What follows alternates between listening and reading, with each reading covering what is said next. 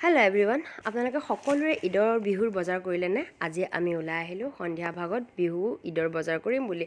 কিন্তু নগাঁৱত ইমানেই ভিৰ আছিলে কি ক'ম আৰু।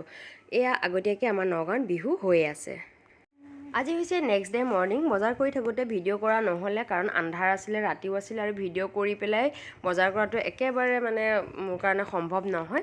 ভাবিলোঁ একেবাৰে আপোনালোকক দেখাম বুলি। এইখিনি আছিলে পৰ্দাৰ কাপোৰ, মই দোকানৰ পৰা কিনিলোঁ আৰু বাকীখিনি আছিলে বিশালৰ পৰা কিছুমান সৰু সুৰা বজাৰো কৰিলোঁ। তাকে ভাবিলোঁ আপোনালোকক দেখাওঁ। আৰু অলপমান মই অনলাইনতো ঘৰত সজোৱা বস্তু কিছুমান আনি থৈছিলোঁ, সেইখিনিও মই আপোনালোকক দেখাইছোঁ। যেতিয়া ঘৰখন একেবাৰে ঈদ বুলি সজাম তেতিয়া আপোনালোকক আৰু ভালকৈ দেখাম দেই।